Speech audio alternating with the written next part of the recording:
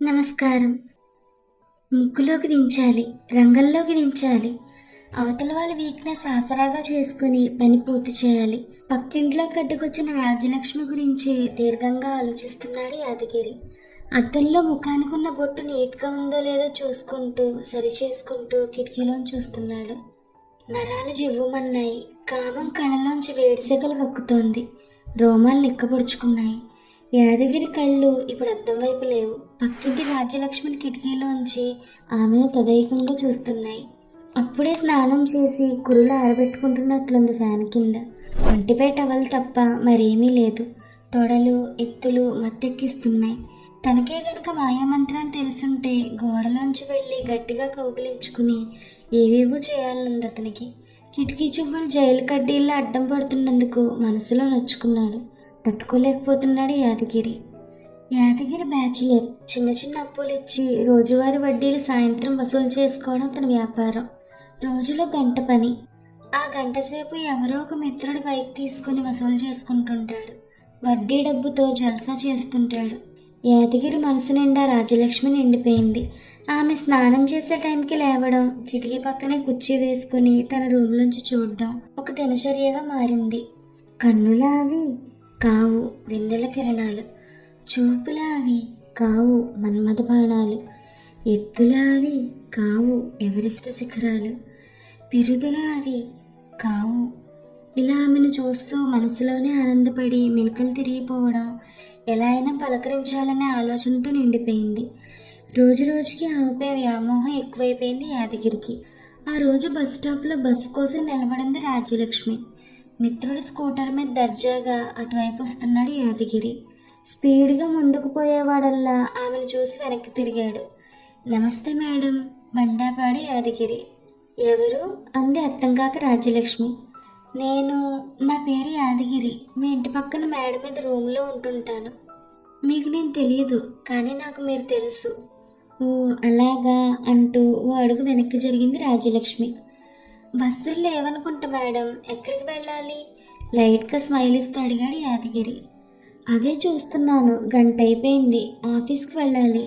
Tension పడుతోంది రాజ్యలక్ష్మి ఆఫీస్కి late అయిపోతున్నందుకు. ఎక్కడి దాకా? మనసులో సంతోషంతో అడిగాడు యాదగిరి. నాంపల్లి చాలు. బ్యాగ్ చూసుకుంది. చిల్లర మాత్రమే ఉంది బ్యాగ్లో. మీరేమీ అనుకోకపోతే నేను కూడా అటే వెళ్తున్నాను. అక్కడ మిమ్మల్ని దించుతాను. ఎందుకంటే మీకు శ్రమ అంది అనుమానిస్తూ రాజ్యలక్ష్మి. దాందే ముందు మేడం, బస్సులు లేవు కదా, పర్లేదు రండి అన్నాడు సమయాన్ని కనిపెట్టి. భలే ఛాన్స్లే అనుకున్నాడు మనసులో. తన ఆనందానికి అయితే అసలు అవధులు లేవు. ఊరికినే వద్దులండి, ఎప్పుడైనా దావత్ ఇద్దరు కానీ. దావత్ అంటే అని అడిగింది రాజ్యలక్ష్మి. దావత్ అంటే దావత్తే అన్నాడు. దాని అర్థం తన మనసుకే తెలుసు. పార్టీ కాబోలనుకుంది రాజ్యలక్ష్మి. తెలంగాణ భాష తనకి ఇంకా అలవాటు పడలేదు. స్కూటర్ వెనక ఎక్కి కూర్చుంది రాజ్యలక్ష్మి. స్పీడ్ బ్రేకర్ లేకపోయినా బ్రేక్లు వేస్తున్నాడు యాదగిరి. శరీరానికి రాజ్యలక్ష్మి ఎత్తులు తగిలి ఏదో అయిపోతున్నాడు యాదగిరి. ఎవరిదో స్కూటర్, ఎవరిదో పెళ్ళాం, ఇదే కదా అదృష్టం అంటే అనుకుంటూ నాంపల్లి స్టేషన్ షార్ట్కట్లో కాకుండా ఎటో తిప్పి బస్ ట్రాఫిక్ అంటూ అరగంట ఆనందంగా అనుభవించాడు. రాజలక్ష్మి దింపి బాధగా తన దాన్ని తాను వెళ్ళిపోయాడు యాదగిరి. ఆ రోజుకి 12 గంటలు కొట్టింది గోడ గడియారం. అప్పుడే తెల్లారినట్లు లేచాడు యాదగిరి. రాత్రి మిత్రులు పార్టీ ఇచ్చారు. ఫ్రీగా వస్తే పినాయిలైనా తాగే రకం యాదగిరి. సొంతంగా సిగరెట్ కూడా కొని కాల్చాడు. వడ్డీ వ్యాపారిగా అదతని పాలసీ. కిటికీ వైపు చూసి రాజలక్ష్మి కనబడకపోవడంతో లేచి తలుపులు తీశాడు. ఆశ్చర్యం, ఆనందం ఒకేసారి కలిగాయి. నిశ్చేష్టుడైపోయాడు యాదగిరి. మీరా, రండి, పర్లేదు, లోపలికి రండి, కూర్చోండి అంటూ కుర్చీ చూపించాడు. బ్యాచులర్ రూమ్ కదండి, మీకు కాస్త ఇబ్బందిగా ఉంటుంది. మంచం మీద దుప్పట్లు దిళ్ళు సర్దాడు స్పీడ్గా.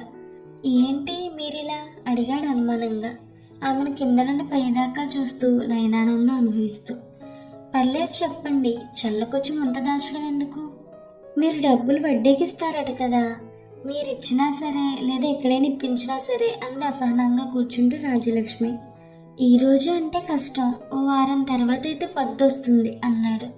లేదు, పిల్లల ఫీజు కట్టాలి, అర్జెంట్, పరీక్షలు వాళ్ళకి, మీ సహాయం మర్చిపోను అంది రాజ్యలక్ష్మి.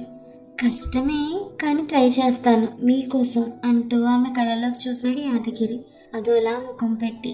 ఏ విషయం సాయంత్రం చెప్తాను. మా ఫ్రెండ్ ఒక అతను ఇస్తాడు, అతన్ని అడిగి ఏర్పాటు చేయడానికి ప్రయత్నిస్తాను. అయితే ఒకటి, మంచి దావత్ ఇయ్యాలి. దావత్తా? మీకు ఇష్టమైతేనే, వడ్డీ మామూలేననుకోండి డబ్బులు ఇప్పించినందుకు. సరే, ముందు మా ఇబ్బంది గట్టెక్కనివ్వండి. దానికేం భాగ్యం అంటూ వెనుదిరిగింది రాజ్యలక్ష్మి.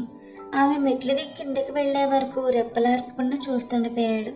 ఆమె వెళ్ళిపోయినా కూడా ఆమె పిరుదుల కదలిక మనసులోంచి వెళ్ళిపోవడం లేదు. యాదగిరి తలుపులు మూసి బెడ్ మీద అట్టే పడిపోయాడు వెనక్కి. సక్సెస్, గ్రాండ్ సక్సెస్ అనుకుంటూ. బస్ స్టాప్ జనంతో రద్దీగా ఉంది. బస్సు రాగానే ఎక్కేవాళ్ళు దిగేవాళ్ళు వేలాడబడేవాళ్ళు. బస్సు రష్గా ఉండడంతో మరో బస్సులో వెళ్దాం అనుకుంటూ రాజ్యలక్ష్మి అక్కడే నిలబడిపోయింది. వాచి వైపు చూసుకుంది. ఆఫీస్కి టైం అయిపోతుంది. మళ్ళీ బస్సు ఎప్పుడు వస్తుందో ఏమో అనుకుంటూ బస్సు వచ్చేవైపు చూడసాగింది. నమస్తే మేడం. వెనక స్కూటర్ మీద యాదగిరి మాటకు వెనక్కి తిరిగింది. రాత్రికి రండి, మీరు ఇప్పించిన అమౌంట్ తిరిగి ఇచ్చేస్తాను అంది రాజ్యలక్ష్మి నవ్వుతూ. అమౌంట్తో ఏముంది? దావత్ ఎప్పుడు ఇస్తారు? అది కూడా రాత్రికే. ఆఫీస్ నుండి రావడం లేట్ అవుతుంది. మా వారు కూడా లేరు, క్యాంపుకి వెళ్ళారు. 8 తర్వాత రండి, పిల్లలు పడుకుంటారు. వాళ్ళు ముందు ఇవ్వడం బాగుండదు అంది రాజ్యలక్ష్మి. ఎవరెస్ట్ ఎక్కినంతగా ఆనందపడిపోయాడు యాదగిరి. ఆనందంతో ఒకటే కిక్కితో బండి స్టార్ట్ చేసి వెనుదిరిగాడు యాదగిరి. ట్రింగ్ ట్రింగ్ అంటూ కాలింగ్ బెల్ మోగింది. మీరా, రండి కూర్చోండి అంది యాదగిరిని చూసి. యాదగిరితో పాటు వెంట వచ్చిన సింటు వాసన మత్తు రేపుతూ గుప్పమంది. ఇదిగో 10,000, వడ్డీ లెక్క చూసుకోండి అంటూ ఇచ్చింది రాజ్యలక్ష్మి. మరి దావత్తు? మా ఇంట్లో శుభకార్యం ఏదైనా జరిగితే తప్పకుండా ఇస్తాను అంది రాజ్యలక్ష్మి అమాయకంగా. నేను అడిగిన దావత్ అది కాదు అంటూ పల్లికలించాడు అదోలా చూస్తూ యాదగిరి. దావత్ అర్థం అప్పుడు అర్థమైంది రాజ్యలక్ష్మికి. ఆమె ఒళ్ళు మండిపోయింది. 2 దావత్తులు ఇవ్వాలి. ఒకసారి స్కూటర్ మీద లిఫ్ట్ ఇచ్చినప్పుడు, మరోసారి 10,000 అప్పిప్పించినప్పుడు అంటూ చేయి పట్టుకోబోయాడు యాదగిరి. ఛీ నీచుడా, దావత్ అంటే అర్థమదా? నీ చెల్లెలు మీ అమ్మాయి ఎప్పుడు నీ స్కూటర్ మీద ఎక్కలేదా? వాళ్ళని అడగరా దావత్తు. ముందు బయటకు నడు అంది ఆవేశంగా రాజ్యలక్ష్మి. పెద్దగా అరవకు. డామిట్, కథ అడ్డం తిరిగింది అనుకుంటూ అవమానంతో వెనుదిరిగాడు యాదగిరి. అప్పుడే క్యాంప్ నుంచి వచ్చిన భర్తకు చెప్పింది రాజ్యలక్ష్మి దావత్ కదంతా. వాడి పాపం వాడిదే, వాడి అద్దం వాడిది, పైవాడే చూసుకుంటాడు అన్నాడు భర్త. మరుసటి రోజు మిత్రుడు స్కూటర్ తీసుకుని వెళ్తూ యాక్సిడెంట్లో చెయ్యి కాలు విరిగి హాస్పిటల్లో చేరాడు యాదగిరి. చూడ్డానికి వెళ్ళి మిత్రుడు అడిగాడు, ఎలా జరిగిందిరా అని. దావత్ పుణ్యం అన్నాడు చేతికి కాళ్ళకి ఉన్న బ్యాండేజ్లను చూసుకుంటూ శూన్యంలోకి చూస్తూ. Please like, share, subscribe to our channel. Thank you.